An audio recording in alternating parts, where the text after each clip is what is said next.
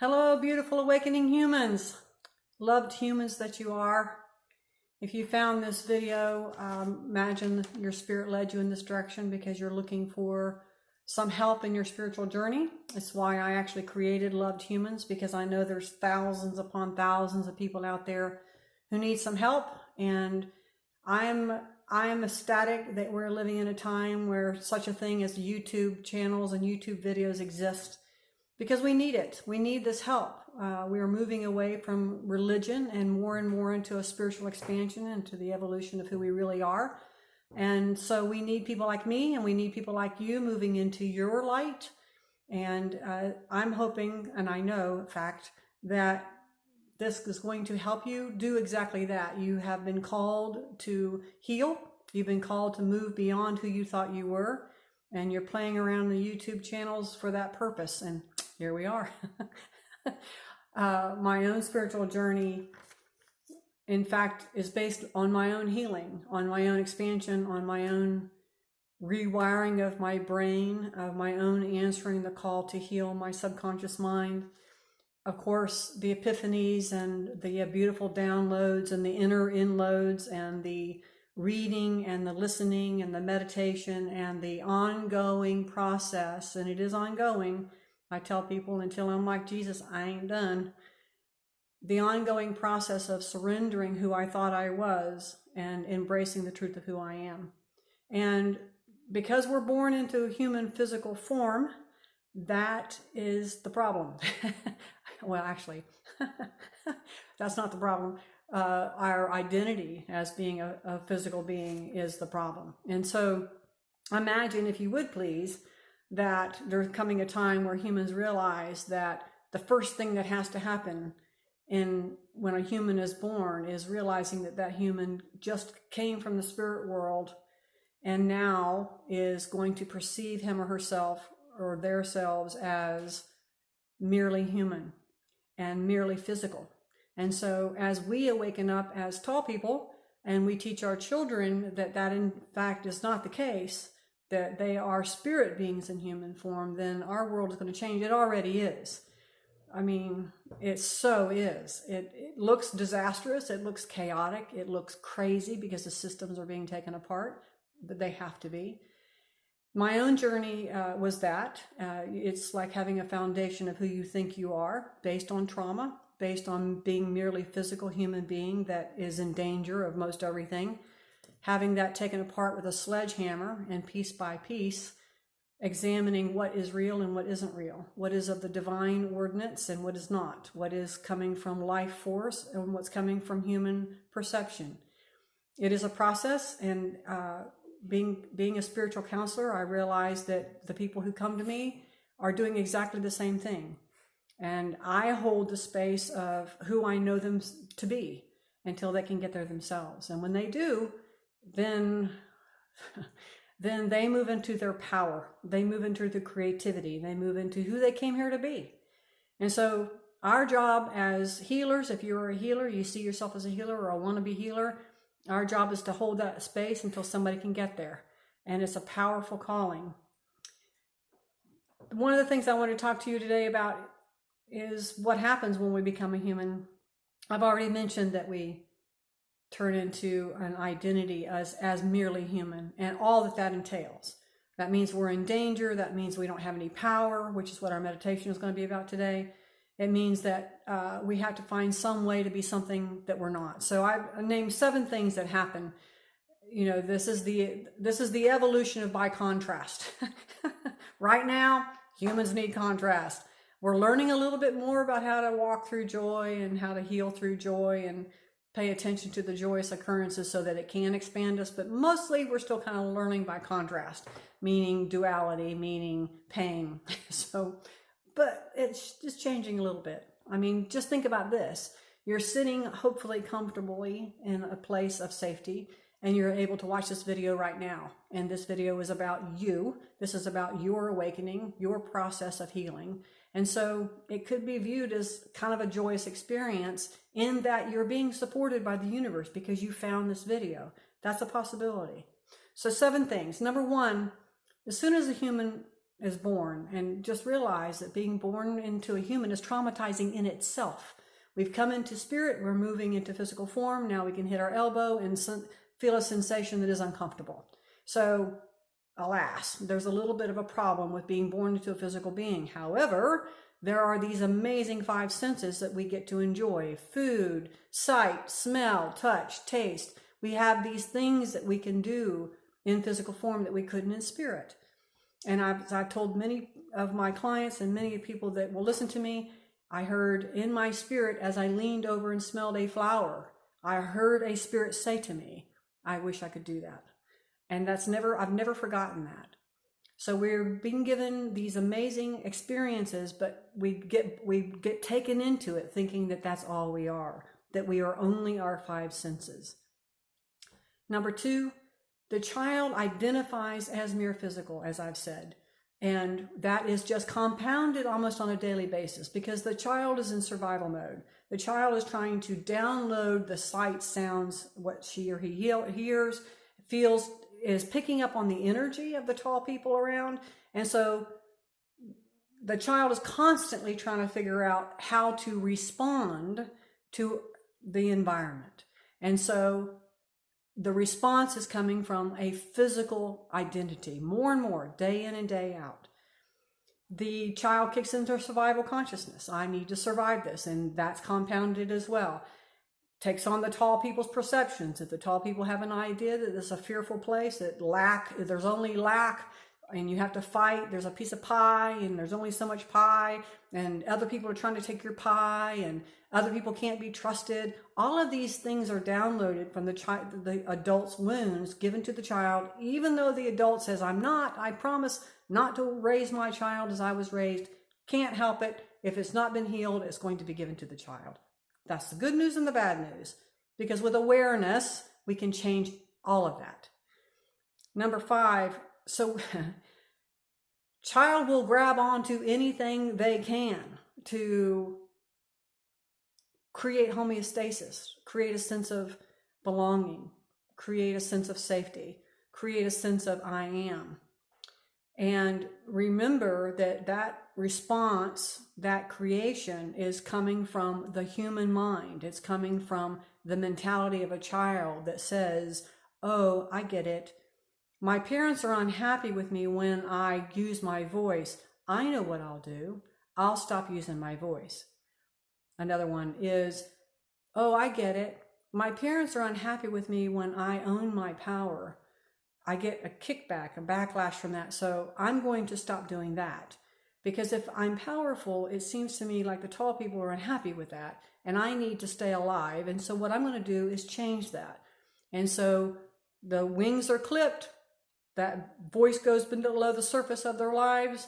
But they find some way to have survival. And that means it's from the human point of view. It can't be otherwise. Because spirit knows that it's eternal, it's infinite. It's not going to be touched by anything any of the tall people do. But the human mind feels like that is not the case at all. Something that a lot of people don't realize is that a small trauma, and a big trauma to the child is the same thing. The child does not have to be molested to come up with the idea that they're unworthy. The child, frankly, is going to come up with they're unworthy pretty early on because they're in human form and they're identifying as themselves as only human. So they're going to be unworthy. And so they're either going to become, the extremes would be, doormat, to mix my metaphors, eat something from the bottom of the banquet table instead of sitting at the banquet table, or they're going to become, self-righteous and self-centered and ugly people. And so most of us fall in between both of those extremes. So it's an identification with something that we are not, again. And so that the traumas, big or small, are going to create that sense of unworthiness. And it has to be healed. Otherwise, we walk around this earth trying to heal it in very dysfunctional ways. And we are so inventive and so imaginative when it comes to how to heal that wound. We will do lots of different things to try to accomplish that, and it doesn't work. for more than a minute and a half. So number 7 is the I am. The I am created. And that is I am somebody. I am powerless. In this case, we're going to use that as, again, the meditation today. I am powerless. Oh, I know what I'll do. If I'm powerless, then I will try to find ways to be powerful, because I have to heal that sense of powerlessness. So for instance, a woman who might have a little bit of good looks will use that for her power. A man who is able to be intelligent and work in the world and make lots of money, or, have a big muscular being self, he's going to do that. Oh my goodness, a sports person, a person who can buy this, a person who is that. We will grab onto anything to compensate for that I am. So that works okay for a little while, but you see people get into their, late 20s, early 30s, and stuff starts coming back at them. They realize that it's not working. Another 20 years can go by after the children are grown and out of the house, and they find out that I am is chewing away their soul. The world is a gray place. They are not living up to their creativity. They're not living up to they wanted to start a business. They wanted to write a book. They wanted to travel, and none of that has occurred because the I am unworthy is the saboteur. So how do you fix it? What do you do? The first thing you have to do is that you have to accept and learn and turn your focus. You have to turn your focus toward the life energy that is. There's a life energy within us. It wants to live fully. It wants to live. It has a desire. It has a desire to live fully. It's the sap in the pine tree. It's the life force in the leaf. It wants to live fully. The flower wants to open. The bird wants to fly. Human beings are born with a powerful desire to express who they came here to be. And anything that sabotages that, anything that represses that, anything that minimizes that, anything that negates that, goes against who we are. And it's a painful existence. We can get by. We can have a life. Lots of people do. They have, from birth to death, they have a life that, lives to the degree that they are able to live. But that desire to be fully manifested, fully realized human being is not owned. It's never experienced. And so the good news about all that is that there are bunches and bunches of us who are not settling for that anymore. Thank God for the young people, man. They're like, whoo, I ain't doing this. You're talking about 9 to 5, 40 hours a week so that I can have insurance? No. You talking about, sitting at a desk all day so that I can, pay my mortgage that, won't be paid for? No. So thank you for them, and thank you for the older ones of us who have kind of been the way makers of that awakening. We're working together now in ways that we would have never even imagined. So one of the things that I want to do today is I want to do the meditation about reclaiming our power. And we have to train ourselves to do that, unfortunately and fortunately. It's kind of like that contrast thing. We need that contrast to own the truth of who we are. I accept that. I accept that there's contrast. I accept that there were hard times and that there were terrible things that have happened, and mom wasn't what she could have been, and dad was never what he could have been, and my siblings suck. I accept all of that. My siblings sucked as much as I sucked, and I sucked in ways that I sucked because I was coming from my wound, like so many of us. I hurt people and I hurt myself, and so I realized that. I accept it. I accept that I hurt people. I accept that people hurt me.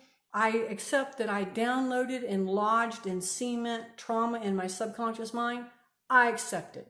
And my job is to retrieve that information, hold it up into the light, and discard it as no longer useful. So I'm hoping that you will sit with me in this meditation. Understand that this meditation is about you going back into your subconscious mind and you giving up powerlessness and reclaiming your power. And when we think about power, we have to remember that power has been interpreted through wounded minds. Real power is love. Real power is a total acceptance, unconditional acceptance of who we are. Real power is recognizing that there are weaknesses. Real power is understanding that we can allow other people to have their power and it has nothing to do with our own. My power can no longer be taken from me because real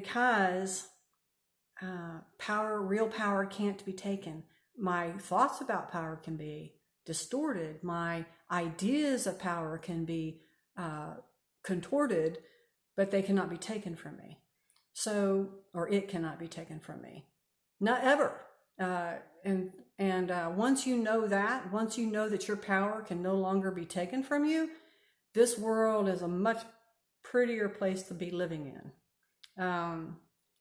The anxiety that people feel that are walking around anxiety ridden is coming from that place of the I am powerless. How can you possibly walk around in this earth and subconsciously believe that you're powerless without having a body reaction to that? You can't. It's impossible. So the good news about this is that it can be healed. It's deeply in our subconscious mind, and it manifests in 1,000 different ways in our lives, and it still can be healed. So if you're willing, if you're ready, I'd like it if you would get comfortable, get in touch with your will that says that you are ready to give up the idea that you're powerless and claim your power. Get in touch with the idea that there is a universal, eternal, infinite love that is working for your greater good. Close your eyes. Go to your breath. Surrender to just these next few minutes of another layer of healing, another layer of awakening, understanding that there is a new consciousness that is going to be living in your body.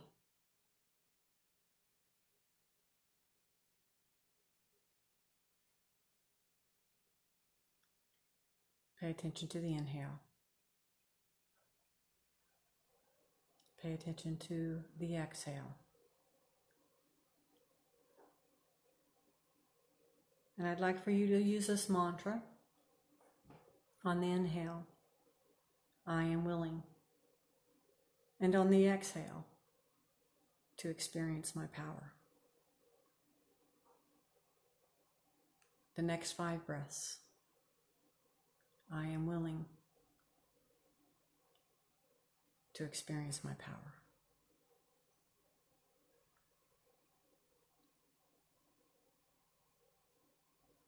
I am willing to experience my power. I am willing to experience my power.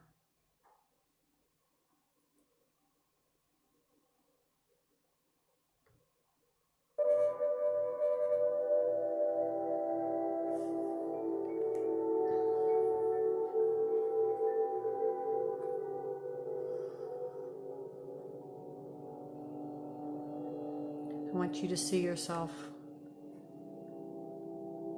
standing at the top of some stairs. Understand that you are spirit being in human form. And the human form has taken on a belief that does not line up with spirit, and you are about to change that.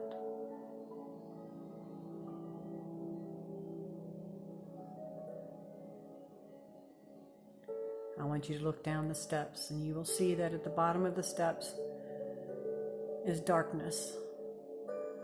And I want you to remember that you're taking your light there. Take your first step. You're going down to reclaim the truth of who you are. There's nothing that can stop you. Take the second step. I am willing to experience my power. Take the third step. I am willing to experience my power. Take the fourth step. I am willing to experience my power. Take the fifth step. I am willing to experience my power. The sixth step.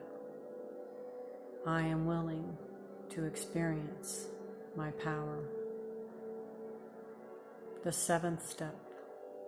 I am willing to experience my power. The eighth step. I am willing to experience my power. Stay with it. I am willing to experience my power. I am willing to experience my power. Last step, you're on a platform. You, your human self, your spirit self, and the room that you're looking at is partially lit by your spirit. And I want you to see that in the center of the room is a drum, a tin drum.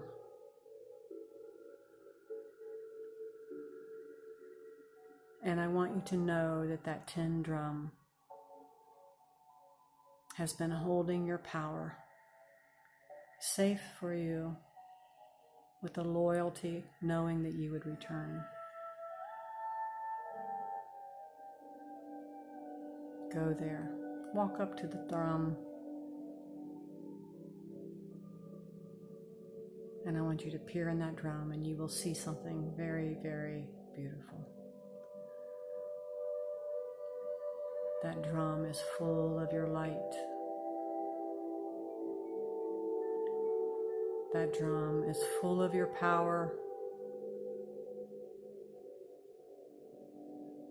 Reach in with your hands as though it's lotion or oil. And I want you to see as you bathe yourself from your head all the way down your neck, using your hands to spread all that light, your shoulders. And I want you to watch as you reach in once again and you grab a hunk of light, and I want you to insert that into your heart.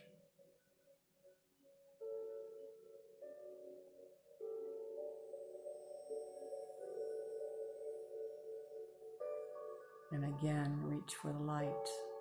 Your power, your sense of I am, the truth of who you are. Spread it all over your body, your stomach. Reach to your back, all the way down your arms, your chest, your stomach, your pelvis, your thighs, your knees, all the way down your calves, your feet, the tip of your toes. You are deciding to take your power back. Why not? Why don't you get to have this power? You know that you deserve to walk on this earth with a sense of power, with a sense of I am, with a surety that no one can take your self-worth from you. And in this form is coming into the form of power. Just say yes. Just say yes. Just say yes.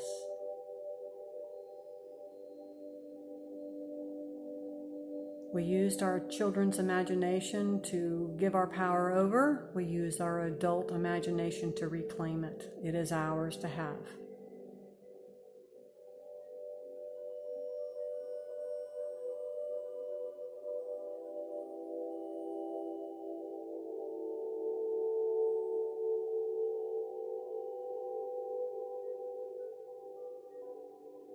You will be back in this room again when you need to be, and you'll know when to come back down You'll know when to lay on another layer, another truth of who you are. For now, bow to the big 10 in the room, thanking it for holding your power until you were able to return and claim it again for yourself. Go back to the stairs. Come back up the stairs. 10, 9, 8, 7, 6, 5, 4, 3, 2, 1.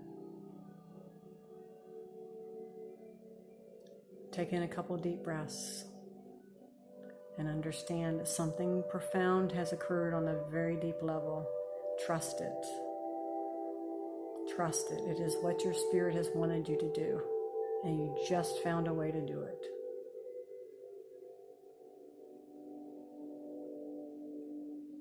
And whenever you're ready, you can open your eyes.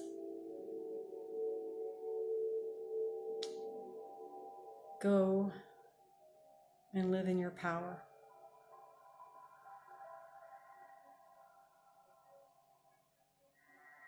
Until next time.